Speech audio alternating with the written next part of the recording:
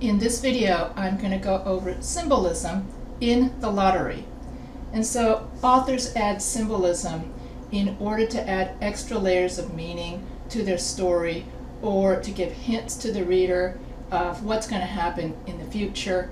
So in The Lottery is no exception. So The Lottery is written by Shirley Jackson, and it takes place, the setting is a small town, and Shirley Jackson writes about, everyday man's small town. It could be any small town anywhere in Middle America. And so this represents everyday man around mid-century, 20th century. And so the first kind of symbolism that Shirley Jackson uses, character names. And so in the, one of the characters' names in The Lottery is Mr. Graves. And so Graves, Summers, Delacroix. Do you suspect anything when you hear these names? The names Mr. Graves, Mr. Summers, and Mrs. Delacroix and other names have interesting meanings, and the author, Shirley Jackson, uses them to foreshadow the story and tell what the lottery really is. This section will show some ideas that foreshadow the end of the story. Mr. Graves is the one who carries the three-legged stool, which can mean two things: the Blessed Trinity, Father, Son, and Holy Spirit, or it could also mean the past, the present, and the future, saying that the lottery will always be among us. When Mr. Graves asks for some help, there's a big hesitation before Mr. Martin and his son agree. There was a hesitation before two men, Mr. Martin and his older son, Baxter, came forward to hold the box steady on the stool. Of course, there's the name Mr. Graves, which signals tombstones, death, and a cemetery. And Mr. Graves is also the owner of the post office, and as the postmaster, he delivers the news as well as the lottery. And he delivers the news who will get stoned to death. When you read the story, you don't suspect anything about the name Mr. Summers. It almost foreshadows something good. In other words, it deceives you. Summers symbolize life, changing of seasons, fertility, and new life. But Mr. Summers is exactly the opposite. Instead of a new life, he takes one away. He also runs the other clubs and activities that are normally fun, such as square dancing, the teen club, and the Halloween program, which leads you to think he's a good person. But he still continues this horrid tradition of the lottery. Mr. Summers also runs the coal mine, and coincidentally, coal is black, and black denotes death in Shirley Jackson's story. Mrs. Delacroix is supposed to be friends with Tessie Hutchinson, but when the stoning part comes along, that seems to be another story.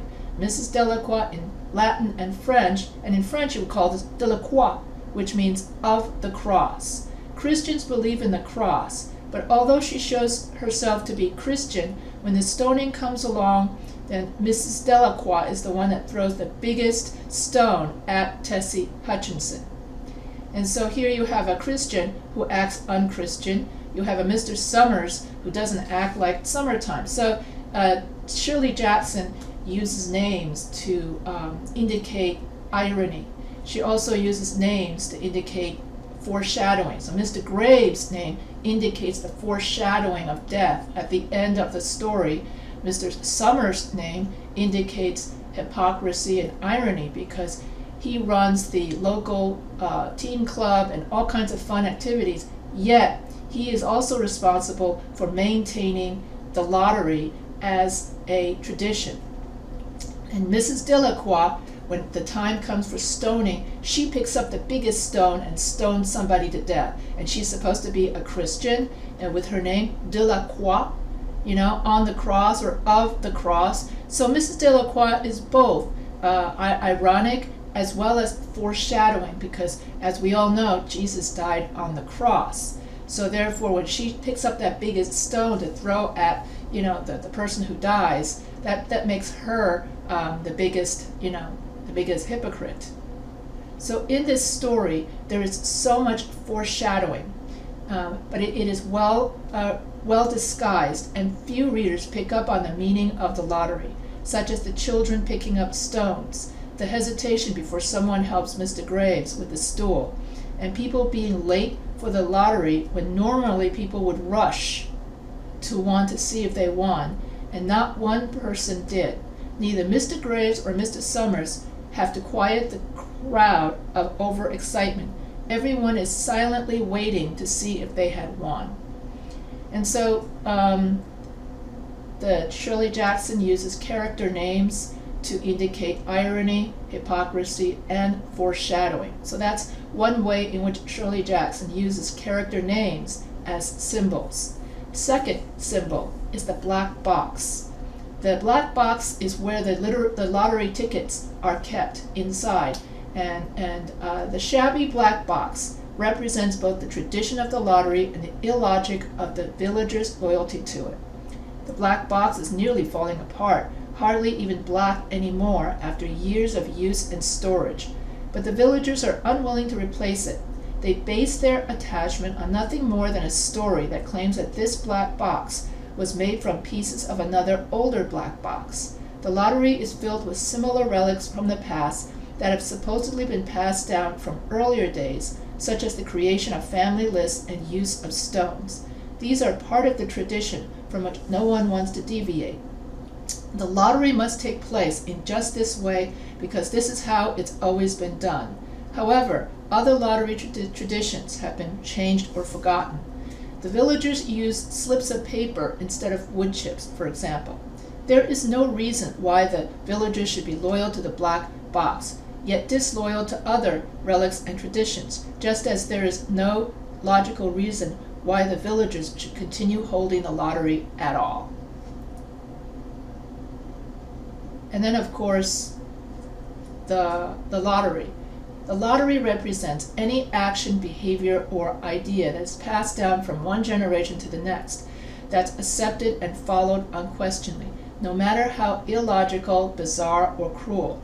The lottery has been taking place in the village for as long as anyone can remember. It is a tradition, an annual ritual that no one has thought to question. It is so much a part of the town's culture, in fact, that it even has its own adage. Lottery in June, corn be heavy soon. The villagers are fully loyal to it, or at least they tell themselves that they are, despite the fact that many parts of the lottery have changed or faded over the years. Nevertheless, the lottery continues, simply because there has always been a lottery. The result of this tradition is that everyone becomes party to murder on an annual basis. The lottery is an extreme example of what can happen when traditions are not questioned or addressed critically by new generations. So this story represents, so in this story, people gather together for a lottery, and usually you would think that you would gather together for a lottery to win money, but in this case, they gather together for the lottery to decide who gets stoned. That's and so Shirley Jackson doesn't make it clear at the very beginning why these people are having a lottery. So I mentioned all of this in my lecture. And so the lottery itself represents an outdated tradition that serves no purpose, based on suspicion, based on superstition, and not rooted in reality, not rooted in reason, not rooted in science. So the lottery represents, why should we follow tradition when we should go on with what's new? We should progress from what's in the past. And so this was Shirley Jackson was when Shirley Jackson wrote this story, she was criticized by all the small towns because they were all so insulted that she would write something negative about small town America. And so this story teaches a moral lesson. I'm not going to say what that is. I'll let you decide what that is. And so these are the three.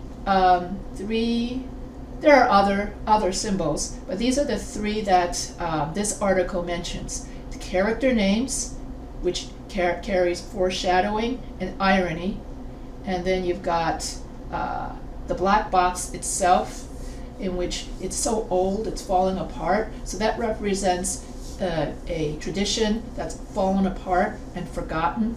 And then the drawing of the lottery. In other words, who gets to be, like, you throw the stones at somebody, and then why do you want to have to kill one person a year just to have good crops? And so this is all superstition, and so that's why that this should be this kind of outdated tradition should be outlawed. So I think that's for me anyway, that's the life lesson, is you should outlaw outdated traditions that serve no purpose. So if you see any other life lessons, you can write about it in your reader response journal. And if you see other symbols, you also can write about it in your reader response journal. Of course, you can write about these symbols as well, and add your life story and your life experiences of any outdated traditions that you know about that should be gotten rid of, or is illogical in your opinion. So I hope that this video helps you in finding symbols or symbolism for your reader response journal. So if you have any questions, feel free to email me.